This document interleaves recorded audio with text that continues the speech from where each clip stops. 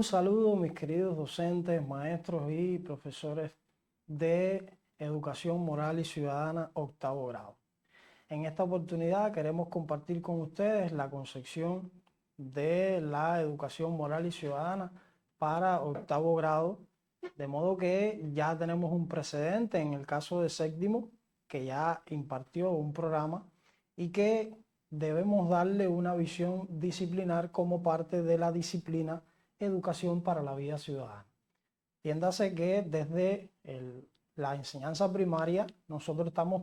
proponiendo el mundo social, el mundo en que vivimos, educación ciudadana en quinto y sexto grado y bueno, educación moral y ciudadana en el séptimo grado, que forman contenidos precedentes de lo que va a ser la educación moral y ciudadana en octavo grado. ¿Ya? Entonces, tenemos como aspiración una continuidad al proceso de formación de la conciencia social y el fortalecimiento de la identidad cívica fundamentado en la ideología de la Revolución Cubana, es decir, elementos que tienen que ver con el marxismo, las doctrinas del marxismo, el leninismo, desde una visión tercermundista latinoamericana y desde la propia experiencia cubana del propio pensamiento pedagógico, educativo, intelectual de nuestros próceres y sobre todo Martí, Fidel, el Che, modelos sociales dignos de imitar en cada uno de los contextos en los que se desarrolla. De igual manera, proponemos como objetivos generales del desarrollo de la asignatura en el grado el conocimiento del sistema jurídico cubano, sus normas reguladoras de la actividad del Estado, el gobierno, la administración, sus organizaciones, instituciones, dirigentes, funcionarios y ciudadanos, como expresión de la legalidad socialista, como principio esencial emanado desde la Constitución de la República. Valorar el papel y la responsabilidad de las familias en la preparación del educando cubano para la edificación de la sociedad cubana en las condiciones del siglo XXI, la necesidad que demuestran sentimientos de amor, respeto hacia las familias, las comunidades,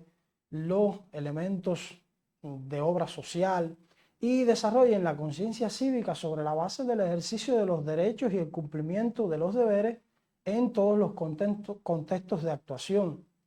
principalmente desde la propia pertenencia a la organización pioneril que militan nuestros educandos hoy en la secundaria básica, dígase la Organización de Pioneros José Martí. En este sentido, proponemos dentro del plan temático 3 unidades: las leyes en Cuba, fundamento de derechos y deberes, las familias y la comunidad, la responsabilidad de los adolescentes cubanos frente al futuro de la patria socialista, como seres autónomos, como sujetos sociales en formación y desarrollo, y que los va a ayudar sencillamente a planificar su proyecto de vida social futuro. Proponemos 3 horas de evaluación, 6 de reserva para un total de 56 horas clase, lo que evidenciará una frecuencia quincenal de 3 horas clase. Es decir, estamos hablando de que en una semana se impartirá un turno y en la otra 2 frecuencias, ¿verdad? Entonces, es un elemento que coincide con el caso de séptimo grado, que había presentado en el plan de estudio 52 horas clase, pero que se ratificó como 56 horas clase. Entonces el maestro debe hacer una dosificación por esta cantidad de horas clases en cada una de las unidades. Y por supuesto contar con y cumplir con el programa de la asignatura, que es de 56 horas clase. Presentamos determinados conceptos estructurantes que deben dársele tratamiento desde la propia preparación metodológica, desde la autopreparación individual, de manera que podamos ayudar a los estudiantes al entendimiento de términos como la legalidad, el tributo, presupuesto, código vial y penal, ley electoral, seguridad social y vial, Estado socialista de derecho, qué cosas son las contravenciones, qué cosa es el delito, cómo se debe proyectar una vida saludable, en qué consiste el servicio militar activo, el deber que tenemos todos los ciudadanos de una manera u otra entre 18 años y 45 de pertenecer o de ejercer ese servicio militar de manera activa. La educación estética, artística, cómo planificar las labores en la familia, cómo obtener un desarrollo sostenible a partir de la fuente principal de riqueza, que es el trabajo, dentro de ese desarrollo humano y progreso humano desde la individualidad y también del núcleo familiar. Algunas precisiones para el tratamiento del contenido que bordean fundamentalmente en favorecer el vínculo afectivo y la confianza entre educandos y docentes, cómo se debe reafirmar el sentido de pertenencia, compromiso y motivación a un grupo, promover la formación de valores, los hábitos morales y de cortesía, contribuir al comportamiento autodeterminado, propiciar la implicación activa de los educandos en la toma de decisiones públicas, de cómo el educando debe participar. O sea, constituye una responsabilidad para sí, un deber de participar públicamente, primero en la escuela, desde cómo podemos asociar, digamos, determinados procesos que se desarrollan en la comunidad y que nosotros lo tenemos en nuestra escuela. Si, por ejemplo, una asociación simple pudiera ser desde la llamada asamblea de rendición de cuentas que hoy se está desarrollando en las comunidades, como el educando lo hace, pero en su manera de asamblea pioneril, es decir, cómo allí toma decisiones desde la celebración de la asamblea, cómo él puede sencillamente irse preparando para cuando le corresponda esa vida social, entonces pueda sencillamente también ya tener un ejercicio de esa ciudadanía virtuosa como elemento al que aspiramos dentro del tratamiento de la asignatura. Reflejar en la actuación el ejercicio de los derechos y deberes que posee en los diferentes contextos. A veces limitamos desde nuestra asignatura, desde el propio funcionamiento de la escuela o de la institución educativa de manera general, cómo limitamos ese ejercicio de actuación, cuáles son los derechos que tiene y cómo podemos desarrollarlos y que él, pues sí, cumplo con los derechos, pero también cumplo con los deberes. Es decir, yo tengo derecho a solicitar que se cumpla con eso, pero también tengo que sencillamente cumplir con lo que me corresponden como estudiante. Proponemos un grupo de materiales audiovisuales que hoy están producidos desde la empresa Cinesoft y que nos pueden ayudar al propio desarrollo, de manera que dinamicemos la impartición de la clase no solo en el contexto del aula. Es decir, creemos que hoy debe ir la clase de educación moral y ciudadana a los contextos. Si yo puedo estar moviéndome de lo que es como docente, moviendo a los educandos desde una visita a una institución de la comunidad, cómo la planifico, cómo yo puedo desarrollar actividades complementarias, puedo hacer visitas dirigidas, guiadas, cómo puedo traer hoy personalidades de la cultura, de la intelectualidad, modelos sociales dignos a imitar, que puedo traer a la institución educativa o puedo ir a donde esté y poder entrevistarlo, poder tener un intercambio con ellos, pero ¿por qué no utilizar también determinadas potencialidades que tenemos en nuestras instituciones? Dígase un militante del partido, un militante de la UJC, que podamos ponerlas en función del tratamiento al contenido o que pudiera estar conduciendo uno de los procesos que como arista tiene la asignatura y que se potencia también quizás desde la propia observación de los materiales audiovisuales, cómo pudieran estarse analizando el portafolio de la disciplina Formación Ciudadana, el curso audiovisual de Formación Ciudadana, los espacios de diálogo en contexto, dígase, un estado fallido, una reflexión necesaria, el documental La historia de un sueño, el libro digital Colección, una perla en las Antillas, o la multimedia Somos felices aquí, que todas tributan de una manera u otra al desarrollo o al tratamiento de los contenidos de las unidades expresadas anteriormente para el programa de octavo grado. Creo que es necesario tener en cuenta algunas exigencias didácticas. Primero, debemos pensar en la formación de intereses y motivaciones para el comportamiento ciudadano en las relaciones que establece con los individuos, que deba ser cada vez más ético, que conduzca a la reflexión moral, a la reflexión ética, partiendo de que nosotros debemos ser también ejemplo personal de cada uno de los educandos que hoy estamos formando desde la asignatura, de que la ejecución de las actividades deben ser eminentemente prácticas, donde se debe potenciar la utilización de la clase práctica dentro de el argot didáctico, pedagógico de la escuela cubana, donde se beneficien la valoración, la participación, la reflexión de los educandos. Debemos concebir una clase útil para la conformación del proyecto de vida en la práctica social, de cómo el contenido que él recibe hoy en cada una de las aulas o fuera de ella, pues le ayuda a esa convivencia familiar, a la resolución de determinados conflictos, situaciones que se nos dan en la cotidianeidad o se le dan a ese educando en la cotidianeidad, de cómo ejercitar a partir de vivencias personales en distintas esferas de la cotidianeidad con suma ética, por supuesto, cuáles pudieran ser esos ejemplos que hoy tenemos en cada una de nuestras instituciones, que no quizás exponerlo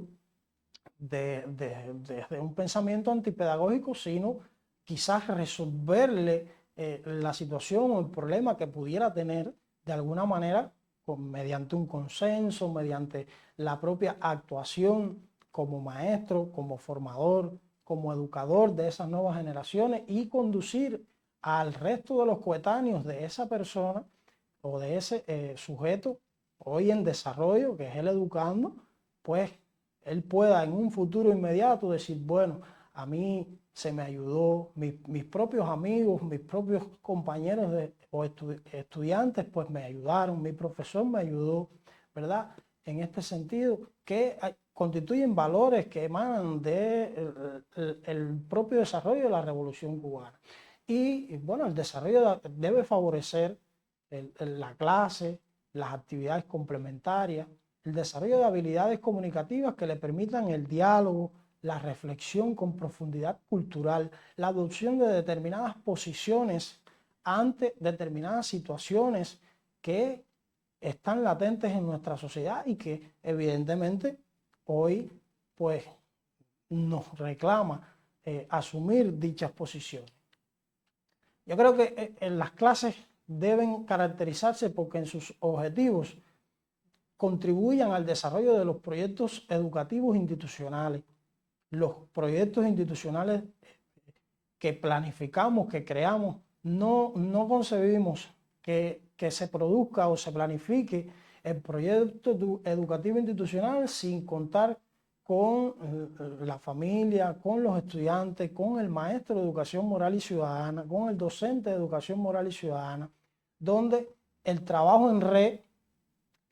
pues contribuya a ese comportamiento ciudadano,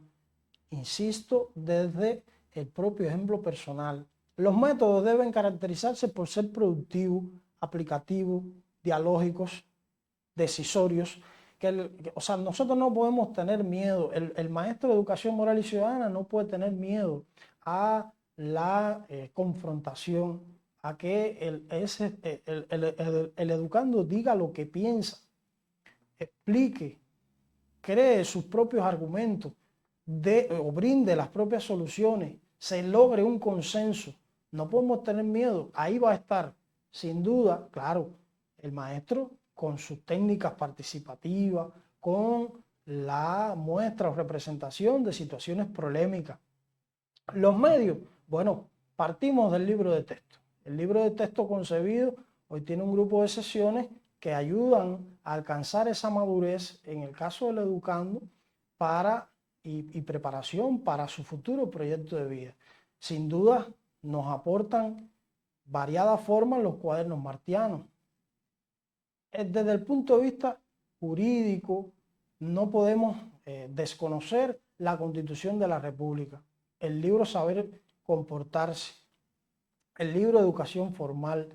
los recursos tecnológicos, los materiales audiovisuales y fuentes que aporten conocimiento sobre el pensamiento revolucionario. ¿Qué papel tendrá la biblioteca hoy? ¿Cómo podemos establecer alianzas con las diferentes fuentes que tenemos en nuestra escuela, en nuestra institución, para poder llevar hacia adelante el desarrollo de la asignatura? ¿Cómo deben ser los contenidos? Bueno, en articulación con los fines educativos de la escuela, en vínculo orientador y participativo con la familia y la comunidad, donde las tres áreas de influencia, fíjense que constitucionalmente la responsable de la educación es la familia. Entonces, creo que se interpreta sencillo que también debemos funcionar en lo que es el tratamiento a esa familia que hoy necesitamos nos apoyen en el desarrollo de nuestras clases, nuestras actividades. Habría que revisar cuáles son esas potencialidades, esas necesidades que enteramente tiene cada contexto y cada territorio para entonces nosotros poder tomar esas decisiones y favorecer entonces la evaluación de todo lo que hagamos, que por supuesto debe tener una tendencia cualitativa, un carácter procesal, que propicie la coevaluación y la autoevaluación, porque hoy el estudiante está en nuestras aulas, pero mañana va a ser un ciudadano más de nuestro país. Por tanto, sobre esa visión futurista, el maestro de educación moral y ciudadana hoy tiene que conducir la asignatura, favorecer la reflexión moral, impulsar el crecimiento cívico, individual y colectivo, donde el educando asuma su identidad, la que lo caracteriza, se responsabilice ante los problemas de él, o sea, propios, individuales y colectivos, y que sencillamente luego participe de manera consciente en esa toma de decisiones, en esa solución de los conflictos y situaciones que se puedan presentar. Desarrollar actividades sistemáticas que conduzcan a la reflexión, que sean decisorias, que exijan independencia. Y sobre esa base, cultivar la integralidad de ese educando de secundaria básica que se encuentra hoy pues desbordado de muchos factores que influyen en su propio crecimiento psicológico, biológico, social, y que el maestro constituye una guía para su desarrollo, para su progreso. Hay que potenciar la clase práctica en la asignatura. Es decir, yo como maestro, cuando dosifique el contenido, cuando le dé tratamiento a ese contenido particular, pues debo concebir determinadas clases prácticas donde exista ese favorecimiento a la autopercepción, donde sea el educando quien entreviste a las personalidades de la cultura. Es decir, yo lo preparo como maestro, pero la entrevista la va a hacer. Yo voy a estar también en la entrevista, pero si quiero que él desarrolle esas habilidades comunicativas, pues sencillamente tengo que darle la posibilidad de esa participación activa. Y el maestro funcionaría como un moderador. Entonces se proponen entrevistas a personalidades de la cultura, militantes de organizaciones intelectuales. Hay requisitos determinados como la participación activa del educando. Existen visitas a agencias de la comunidad. ¿Por qué no visitamos quizás los consultorios médicos? Porque de alguna manera hay territorios que se encuentran en lugares intrincados, que de difícil acceso, y no todos cuentan en el contexto sociocultural formativo con todas las agencias, digamos como en las zonas urbanas o semiurbanas que a lo largo y ancho de todo el archipiélago cubano, pues también se encuentran nuestras instituciones y que tienen características específicas cada una, que responden también a un diagnóstico que se tiene de la comunidad. Entonces, hay que formular guías de entrevista, guías de visita, guías de observación. Deben elaborarse recomendaciones metodológicas y organizativas de la actividad. O sea, que tampoco es que vamos a planificar la actividad como clase práctica y no vamos a darle una estructuración metodológica porque seguimos siendo docentes, seguimos siendo maestros. Y hay aspectos que de alguna manera, sobre todo para los que son egresados, son técnicos medios, no tienen toda una madurez pedagógica y una maestría pedagógica, y es necesario la elaboración de estas recomendaciones metodológicas y organizativas. Deben partir de un tema central concebido, fundamentalmente donde se sistematice el contenido abordado en la clase. ¿Sí? Como esa clase práctica puede ser una prolongación del contenido que ya yo le recibí teórico en el aula o en vínculo con una personalidad, entrevisté o observé un material, ¿ya? Y cómo debo establecer conclusiones valorativas, cómo yo valoro al término de la clase práctica, pues cuáles fueron los principales elementos donde él pudo intercambiar, qué fue lo que aprendió, en qué se debe reflexionar. Esta pudiera ser una propuesta que debe estarse generalizando en el caso del octavo grado de la educación moral y ciudadana. Yo dejo claro que, bueno, nosotros funcionamos como disciplina. Educación para la vida ciudadana es una disciplina que recorre todas las educaciones, y en el caso de la educación secundaria básica, pues adopta el nombre de educación moral y ciudadana. Entonces, si le doy las gracias por haberme permitido compartir con ustedes esta concepción de lo que es la educación moral y ciudadana en secundaria básica para el octavo grado. Hasta un próximo encuentro.